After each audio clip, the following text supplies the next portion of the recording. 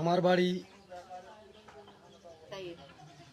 মিঠাপুকুর, জেলা রংপুর, গ্রাম তাইয়ারপুর, ৮ নম্বর ইউনিয়ন, ৮ নম্বর ওয়ার্ড। আমার নাম মোহাম্মদ আলামিন মিয়া। আমার একমাত্র মেয়ে, সে কলেজে লেখাপড়া করে। আমি বাইরে ছিলাম, হঠাৎ শুনি আমার বাড়িতে এরকম লোকজন আসছে।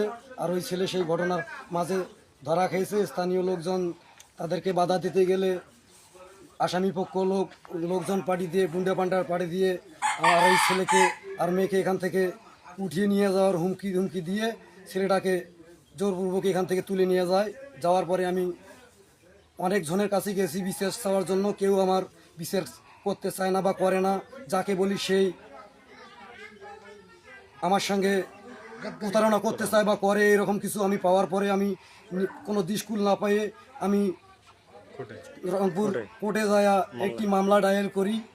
সেই মামলাকে ওরা বিভিন্ন জায়গায় ঘুষ টাকা টুকা দিয়ে, উপরে লোকজন লাগে দিয়ে তারা এই মামলাকে ধাপাচাপা দিয়ে মামলাটা করেছি আরও 1-1.5 বছর আগে।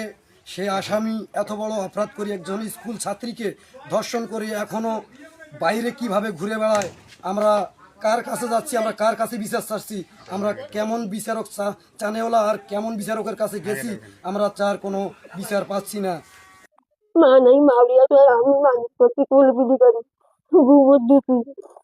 আমি বাড়িতে ছিলাম না, রংপুর গেছিলাম ওর রুগী দেখতে। আসি শুনি লাগলে ঘটনা, মামলা কোনো গুরুত্ব নাই, কোনো গুরুত্ব নাই। গরিব মানুষ তো কোনো গুরুত্ব দেয় না।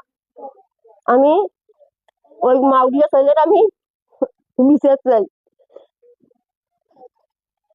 জিয়াদ মিয়া, রশিদপুর বাড়ি। তাকে ছেলেপেলেরা সন্দেহজনক ঘরে ঢুকছিল, তাকে আটক করে।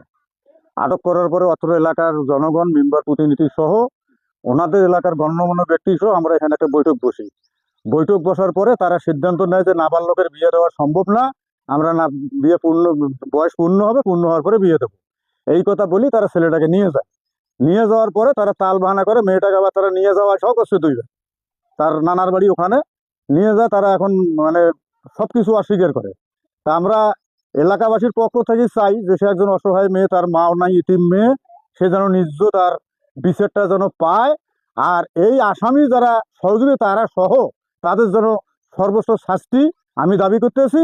আর মাননীয় প্রধানমন্ত্রী যেহেতু বর্তমান নারীদের প্রতি বেশি একটু সঙ্গবতী হয়েছে, আমরা এটার এলাকাবাসীর পক্ষ থেকে আমি এই মেয়েটার জন্য কাকুতি মিনতি করতেছি যে আইনের সহযোগিতা মেয়েটা যেন আইনের আশ্রয়ে, আইনের মাধ্যমে যেন মেয়েটার একটা মানে তার পূর্ণ বাসন যাতে হয়, এটাই দাবি আমি করতেছি আমার তরফ থেকে।